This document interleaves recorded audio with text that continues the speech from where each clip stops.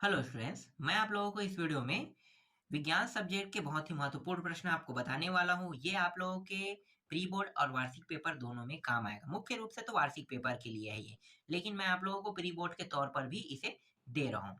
तो आपको इन सभी प्रश्नों को तैयार कर लेना है। चलो देखते हैं इसमें कौन कौन से प्रश्न है और सभी प्रश्नों के फैक्ट के साथ मैं आपको जवाब भी दूंगा। तो देखो, उत्तल दर्पण से बना प्रतिबिंब होता है सदैव। कैसा होता है? यहाँ पे 4 ऑप्शन दिया हुआ है। ऑप्शन को पढ़ने से पहले मैं उत्तल दर्पण के बारे में बता देता हूँ। उत्तल दर्पण का उपयोग हम वाहनों में करते हैं, और जो वाहनों में उपयोग होता है उत्तल दर्पण, उस दर्पण से हम क्या चीज देखते हैं? क्या हम अपनी शक्ल देखेंगे? नहीं ना। पीछे की वस्तु को देखने के लिए करते हैं कि कोई गाड़ी आ रहा है। जब हम ओवरटेक करते हैं तो हम पीछे में देखते हैं कि कोई गाड़ी हमारे पीछे में थोड़ी है, ठीक है, जो ज्यादा स्पीड में आ रहा है, तो उसको देखते हुए हम ओवरटेक करते हैं। तो अगर कोई पीछे में गाड़ी है तो हम ओवरटेक नहीं करेंगे। तो एक बात बताओ, जब देखोगे वो उस दर्पण से, तो आपको आकृति कैसा दिखाई देगा? तो ऑप्शन में जो जैसा है वैसा ही दिखाई देगा क्या? छोटा दिखाई देगा, बड़ा, कि समान, कि वास्तविक? तो मैं यहाँ पे उत्तर बता देता हूँ। नहीं देखे हो तो एक बार देख लेना, छोटा दिखाई देता है। तो यहाँ पे ऑप्शन क्या लेना है? वस्तु से छोटा ले लेना है। दूसरा प्रश्न है, पशुओं के गोबर का सूक्ष्म जीवों द्वारा अपघटन से बनता है। अब भाई यहाँ भी थोड़ा फैक्ट मैं बता देता हूँ, ठीक है। अधिकतर जो है ना, ज्यादातर बच्चे जो है ना वो उठा लेंगे, एलपीजी उठा लेंगे, मुझे पता है। बहुत से बच्चों के मन में ये सवाल मतलब उत्तर आ रहा होगा कि एलपीजी इसका उत्तर है। ये गलत है, एलपीजी नहीं है। क्यों नहीं है, मैं आपको बता देता हूँ। हालांकि हम एलपीजी का उपयोग करते हैं, भारत देश में एलपीजी के उपयोग से खाना बनाया जाता है, ठीक है, लेकिन ये गोबर से प्राप्त नहीं होता है एलपीजी। और सीएनजी जो है, ये विदेशों में उपयोग करते हैं, ये भी गोबर से नहीं बनता है। तो बचा क्या? बचा है बायोगैस। बायोगैस कैसे तैयार होता है? तो एक बड़ा सा ना कुआं जैसा टंकी बनाते हैं, जमीन के नीचे गड्ढा खोद दे देते हैं, और गड्ढा खोदने के बाद उसमें गोबर को ना डालते हैं, और गोबर को डालते हैं तो कुछ समय बाद वो अपघटन होके वो किस में तब्दील हो जाता है? गोबर से क्या निकलता है भाई? गैस निकलता है, मेथेन गैस, ठीक है। मेथेन गैस, एथेन गैस निकलता है। तो मान लो मेथेन गैस निकलता है, तो मेथेन गैस निकलता है, हम उसी मेथेन गैस को हम बायोगैस कहते हैं। किस गैस को? अगर ये भी प्रश्न आ जाए कि किस गैस को हम बायोगैस कहते हैं, तो आप कह देना कि मेथेन गैस को ही हम बायोगैस कहते हैं, और मेथेन गैस का उपयोग हम खाना बनाने में करते हैं, ठीक। तो यहाँ पे क्या आ जाएगा? उत्तर बायोगैस आ जाएगा। अगला प्रश्न है, क्षारीय विलयन में डुबाने पर लिटमस का रंग होता है। तो यहाँ भी मैं आपको फैक्ट बता देता हूँ। 2 लिटमस पेपर मुख्य रूप से होता है तो कई लिटमस पेपर है, लेकिन जब हम क्षारीय और अम्लीय को क्षारीय करेंगे तो हम 2 लिटमस पेपर का उपयोग करते हैं। लाल लिटमस पेपर का जब हम उपयोग करते हैं, लाल लिटमस पेपर को क्षारीय विलयन में जब डुबोते हैं तो उसका रंग क्या हो जाएगा? जस्ट अपोजिट, नीला हो जाएगा, ठीक है। तो यहाँ पे क्या कहे, क्षारीय विलयन की बात की है ना, तो नीला ले लेना है। अगर यहाँ पे अम्ल होता तो हम किस लिटमस पेपर को डुबोते? नीला को डुबोते, तो क्या प्राप्त होता? लाल प्राप्त होता, ठीक है। तो यहाँ पे क्षारीय की बात किया, इसलिए आपको उत्तर ले लेना है, नीला ले लेना है। नेक्स्ट प्रश्न है, चूर्ण की उपस्थिति में तेल का वसा में परिवर्तन होने वाला कहलाता है। तो मैंने अभी तक सुना है, ठीक है, मैंने क्या सुना है मैं आपको बता देता हूँ। हाइड्रोजनीकरण जो प्रक्रिया है, इसी से ही तेल का वसा में परिवर्तन होता है। आप लोगों ने भी सुना होगा, ठीक है। खाना जब पचता है तो हाइड्रोजनीकरण प्रक्रिया के कारण क्या हो जाता है? खाना का पाचन क्रिया जो होता है वो इसी प्रकार से होता है, ठीक। आगे देखते हैं, साबुन झाग उत्पन्न करता है। अब देखो, साबुन झाग उत्पन्न करता है कह रहा है, कैसे झाग उत्पन्न करेगा? फिर से इंटरेस्टिंग सवाल है। तो मैं बता दूं कि जितना पानी मृदुल होगा ना, ठीक है, मृदुल, जिसे हम मृदु भी बोलते हैं, मृदुल कहते हैं, ठीक है, नरम भी बोल सकते हो, ठीक है। तो जो जितना पानी मृदुल रहता है ना, मृदु रहता है, उतना ही ज्यादा झाग देता है। आप फिल्टर के पानी के बारे में जानते हो, या जो बॉटल में पानी आता है उसके बारे में जानते हो, ठीक है। उसका टीडीएस पावर 94, 95 या 96 के आसपास रहता है, बॉटल में जो पानी रहता है। जिसका टीडीएस पावर सबसे कम रहता है, उसमें पानी जो है ना, मतलब उसमें जो झाग है ना, वो बहुत ज्यादा देगा, साबुन बहुत अच्छे से घुलता है। देखना, ऐसे पानी से हाथ धो के देखना, साबुन लगा के, तो आपका जो हाथ है ना वो बहुत लेट से धुलेगा। और जो वर्षा का पानी है वो भी मृदुल पानी है, ठीक है, उसका भी टीडीएस पावर तो बहुत कम है। कितना हम लोग एक बार उसे चेक किए थे, तो उसका जो टीडीएस पावर मशीन से चेक करते हैं, एक छोटा सा मशीन आता है थर्मामीटर, जैसे डॉक्टर जो लगाते हैं नहीं, जीभ में आपके लगा देते हैं तो आपका टेम्परेचर नापते हैं, उसी तरह से एक आता है, ठीक है, जिसे हम उससे टीडीएस नापते हैं, उसका कितना पावर है। तो उससे जब हम लोग नापे थे तो 46 निकला था, 46।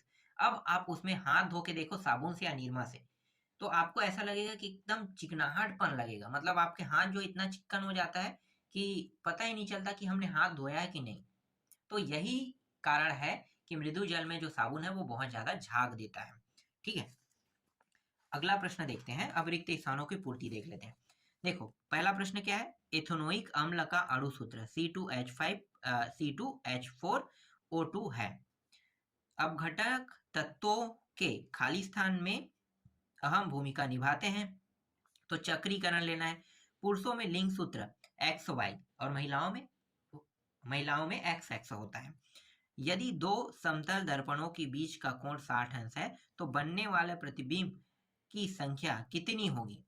तो बनने वाले प्रतिबिंब की संख्या 5 होगी।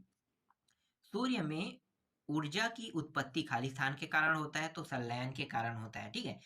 संलयन आपको समझ में आ रहा है, ये संलयन और विखंडन आपको समझ में आता है। विखंडन का मतलब टूटना, संलयन का मतलब जोड़ना। कहा जाता है कि जो सूर्य है ना, संलयन ऊर्जा के कारण जो है वो जल रहा है कहते हैं। तो संलयन मतलब क्या है कि जो परमाणु है या अणु है वो जुड़ रहे हैं, तो जुड़ रहे हैं तो और तेजी से विस्फोट हो रहा है, इसलिए उसमें ना धधकती आग हमेशा रहता है कह रहा है, ठीक। तो संलयन का मतलब क्या होता है, जुड़ना, और विखंडन का मतलब क्या होता है, टूटना। कई बार प्रश्न पूछ देते हैं ऐसा भी, तो आपको उत्तर इसी तरह से सोच के बताना है। मैं आपको इसलिए फैक्ट बता रहा हूँ क्योंकि मैं ये नहीं चाहता कि आप लोग एकदम रट के जाओ, क्योंकि रट तो नहीं सकते, मुझे पता है रटने वाला जो चीज है वो बहुत कम समय के लिए रहता है, और जो फैक्ट होता है जो आप समझते हो वो सबसे ज्यादा समय तक रहता है।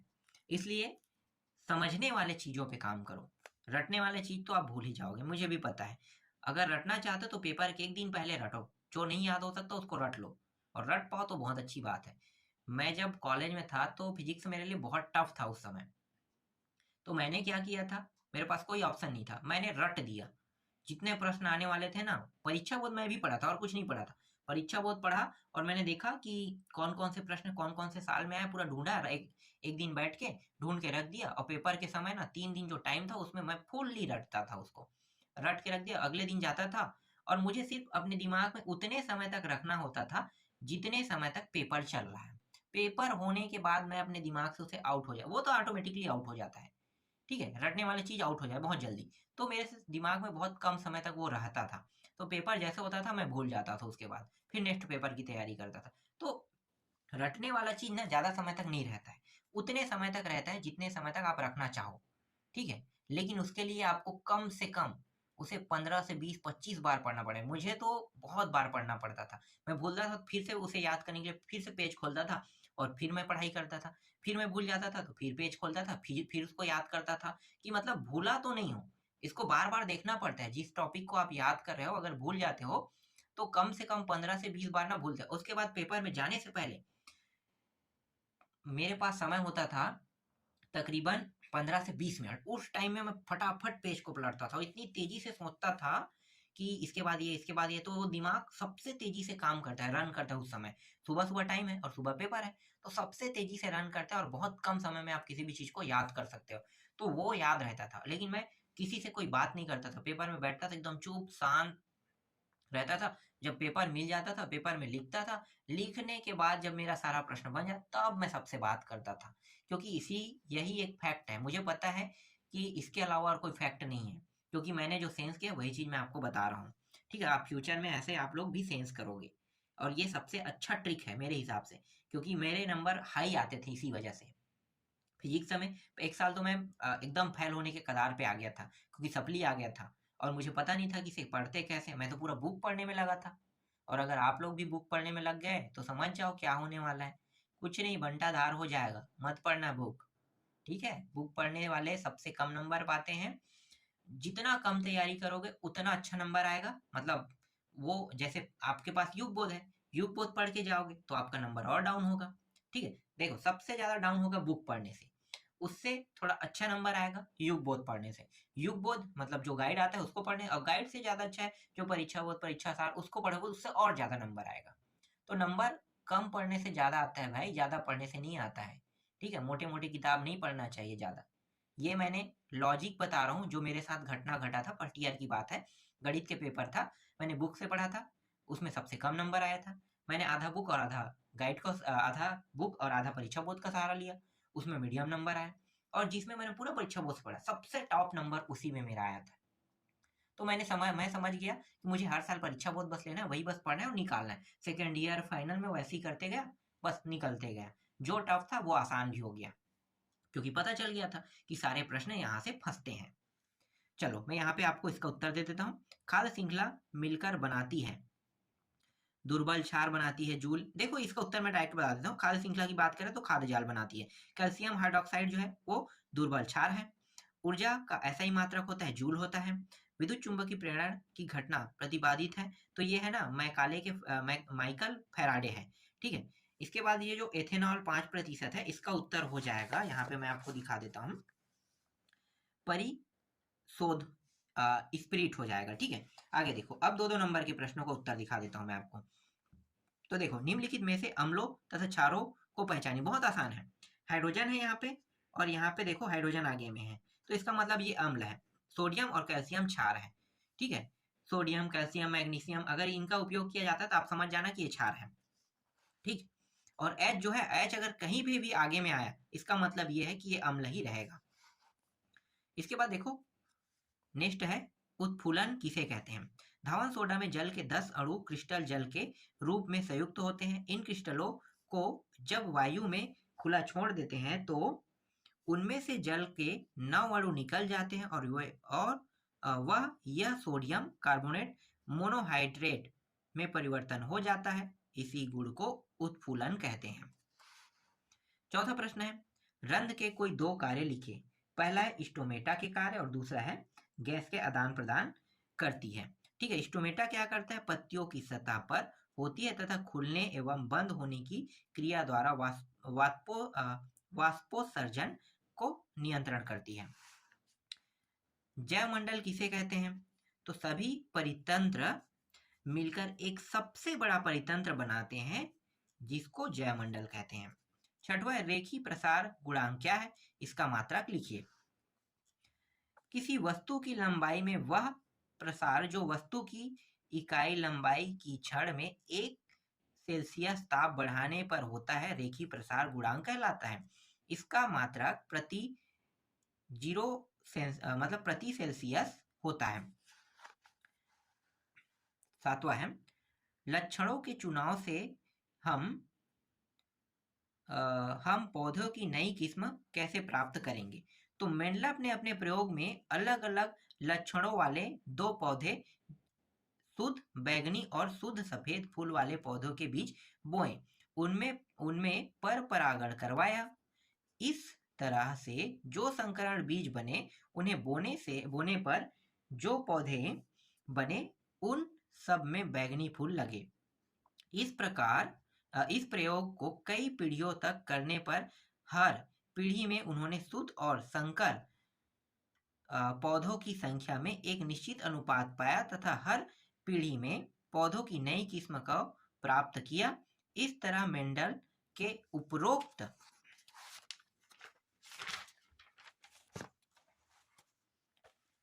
विधि का अनुसरण करके अलग अलग लक्षणों वाली 2 पौधों का चुनाव कर उसमें संकरण कराकर हम भी पौधे की नई किस्म प्राप्त कर सकते हैं। ठीक है, आजकल ऐसा ही होता है। इसके बाद देखो, 8वां प्रश्न क्या है, केल्विन तापमापी का चित्र बनाइएगा। ये चित्र बनाना है बस, ये केल्विन वाला है। ठीक है, 373 होता है और 273 होता है। ठीक है, और ये जो यहाँ से देख लो 316। ठीक है, तो 316 से लेके यहाँ तक के अंतराल भी दिया हुआ है 100 केल्विन के बीच में। ठीक, चलो आगे दिखाता हूँ, बस यही आपको चित्र बनाना है। केल्विन है, थर्मामापी है, ठीक है, फ़ारेनहाइट है। इसके चित्र बनाने के लिए कहेगा तो आप लोग आसानी से बना सकते हो। ठीक है, आगे देखो, और अगर ये प्रश्न आता है, याद रखना ये 2 नंबर या 3 नंबर में आता है, तो तीनों में अलग अलग प्रश्न आएगा। तो एक में आपको केल्विन तापमापी का चित्र बनाने के लिए कहेगा, एक में आपको सेल्सियस वाले थर्मामीटर का चित्र बनाने के लिए कहेगा, एक में फ़ारेनहाइट के बारे में चित्र बनाने के लिए कहेगा। तो तीनों क्या है, तीन ही तो है ना, इन तीनों के बारे में आपको जानना भी होगा। चलो आगे देखते हैं। गोली दर्पण की वक्रता त्रिज्या, बस ये याद रखना क्या है, वक्रता त्रिज्या अपान 2, जिसे हम किससे दर्शाएं, एफ बराबर आर अपान 2। यही है, एफ का मतलब क्या होता है, फोकस दूरी, आर का मतलब वक्रता त्रिज्या। 10वां प्रश्न है, घरेलू विद्युत परिपथों में श्रेणी संयोजन का उपयोग क्यों नहीं किया जाता। चलो जान लेते हैं उत्तर क्या होता है। घरेलू विद्युत परिपथ में श्रेणी क्रम संयोजन का उपयोग नहीं किया जाता है क्योंकि जैसे जैसे हम श्रेणी क्रम में प्रतिरोध को जोड़ते हैं तुल्य धारा कम होती जाती है, जिस कारण बल्बों की रोशनी कम हो जाती है। विद्युत लैंपों के तंतुओं के निर्माण में प्राय एकमात्र टंगस्टन का ही उपयोग क्यों किया जाता है। तो इसका उत्तर होगा, टंगस्टन धातु की प्रतिरोधकता तथा गलनांक उच्च होता है, इसलिए विद्युत लैंपों के तंतुओं के निर्माण में टंगस्टन धातु का उपयोग किया जाता है। अब जो मैं प्रश्न बताने वाला हूँ वो 44 नंबर का है, तो मैं अभी सिर्फ आपको प्रश्न बताऊंगा, उत्तर मैं आपको इसका नहीं दूंगा, इसके उत्तर को आपको खुद ढूंढना है और ये आसानी से मिल भी जाता है। इसलिए चलो मैं आपको दिखाता हूँ 11वां, इसके अथवा देखो, समझात अंक से आप क्या समझते समझाइए कह रहा है, ये प्रश्न है। इसके अथवा प्रश्न में देखो, उत्तर तो आपको दिखाई भी दे रहा होगा ना, लेकिन सबका नहीं दिखाई देगा। अनुवांशिकी का अध्ययन हमें फसल उत्पादन को बढ़ाने के लिए कैसे मदद कर सकता है, ठीक है, ये है। फिर 12वां प्रश्न देखो, संतृप्त और असंतृप्त हाइड्रोकार्बन क्या है, इनका उदाहरण सहित उदाहरण दीजिए कह रहा है, ठीक है। अथवा में देखो, अथवा में क्या दिया है, कांच क्या है, कांच का रासायनिक सूत्र लिखिए, ठीक है। 13वां प्रश्न देखो, नेफ्रॉन का डायलिसिस का थैला क्यों कहते हैं, ठीक है, ये हो गया। अथवा प्रश्न देखो, प्रतिवर्ती क्रिया पर मेरुरज्जु और मस्तिष्क की भूमिका पर टिप्पणी लिखे कह रहे हैं, ठीक है। 14वां प्रश्न देखते हैं और ये 4 नंबर के अंतिम प्रश्न है, ठीक है, इसमें अथवा भी है। देखो, मोहन ने पांच बोला है ना, 5 बिलियन ABCD सार्वत्रिक सूचक से ज्ञात की, तब pH मान 9, 7, 1, 13 एवं 6 प्राप्त हुए। इस आधार पर बताइए कि कौन सा विलयन है। तो दुर्बल अम्ल ये सब चीज बताया, देखो यहाँ पे स्पेशली बता दिया उत्तर में, ठीक है। आगे देखते हैं। इसके बाद अथवा में देखो, ये संयोजकता, परमाणु आकार, आयनन ऊर्जा और इलेक्ट्रॉन बद्धुता के बारे में लिखने के लिए लिखा है, ठीक है। तो चलो ये भी प्रश्न हो गया। आगे दिखाता हूँ 15वां प्रश्न। ये 15वां प्रश्न है, पूर्ण आर्थिक परिवर्तन है क्या है, इसके लिए क्या आवश्यक है, इसमें चित्र भी देखना है, ठीक है, घटना, ये सब चीज बताना है, ठीक है। चलो इसके अथवा प्रश्न देख लेते हैं। अथवा में क्या है, अथवा में तालाब में स्थित मछली वहां स्थित नहीं होती जहां दिखाई देती है, क्यों, कारण बताइए। बहुत आसान प्रश्न है, जैसे एक क्षण लगाते हैं तो झुकी हुई दिखाई देती है, वैसे ही इसका भी उत्तर बनेगा, ठीक है। 16 देखो, ये 15 और जो 16 प्रश्न है 55 नंबर के, ठीक है। समांतर क्रम में जुड़े चालकों से आप क्या समझते हैं, इस क्रम से जुड़े चालकों से कुल प्रतिरोध की गणना कीजिए कह रहे हैं। अगला है अथवा प्रश्न, देखो इसमें है, ओम के नियम को अपने शब्दों में लिखो और V तथा I के बीच ग्राफ चित्र बनाकर दोनों के संबंध स्थापित करें कह रहे हैं, ठीक। आगे दिखाता हूं मैं 17वां प्रश्न, देखो नेफ्रॉन का ये है, ठीक है। नेफ्रॉन का आपको चित्र बनाने के कहे तो आपको इसको ही चित्र में बनाना है, ठीक है, ये वाला बनाना है। आगे दिखाता हूँ। इसके बाद है, मैंने इन सारे प्रश्नों को टिक भी करा दिया है, इसलिए मैं आपको नहीं दे रहा हूँ ना। हाँ, ये प्रश्न थोड़ा नया दिखाई दे रहा है, ये प्रश्न शायद मैंने आपको टिक नहीं कराया होगा, तो ये देख लेना, ठीक है। पुष्प के चित्र बनाकर उसमें नर और मादा जनन अंगों को दर्शाइए कह रहा है। फिर 18वां प्रश्न देखो, मिश्र धातु किसे कहते हैं, 3 मिश्र धातु नाम, अवयव, उपयोग लिखे कह रहा है।